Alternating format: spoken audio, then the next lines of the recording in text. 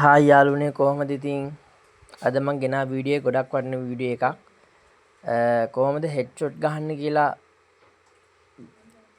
කියන්න තමයි වීඩියෝ එක මම අරන් ආවේ. මොකද ගොඩක් කට්ටියක ෆෝන් වලට හෙඩ්ෂොට් ගහන්න කියන්නේ ෆෝන් වල සෙන්සිටිව් හදාගන්න දන්නේ නැතුව එක එක ඇප් දාලා නම් මනම් කරලා හෙඩ්ෂොට් ගහන්න යනවා.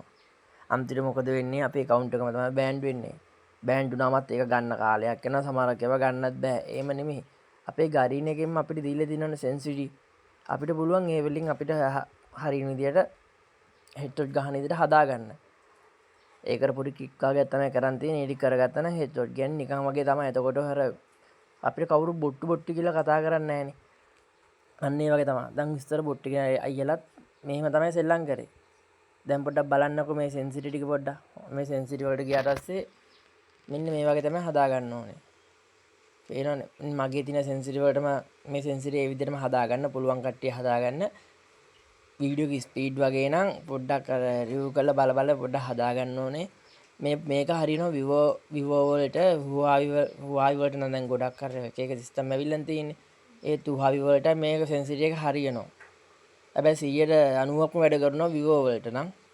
මොකද මමත් විවෝ මගේ යාළුවොත් ගහනවා මෙන්න මේ වගේ ඔක්කොම කරලා හදාගත්තොත් හරියටම හරියි. හෙඩ්ෂොට් කියන්නේ නිකන් වගේ තමයි.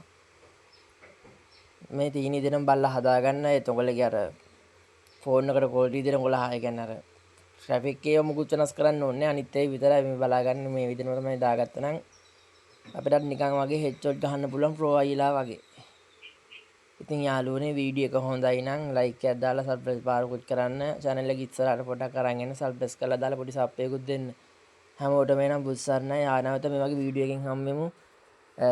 තමන්ගේ ෆෝන් වලට සෙන්සිටිව් හදාගන්න ඕන කැමති කට්ටිය මැසේජ් එකක් දාන් යන්න අනිවාර්යෙන්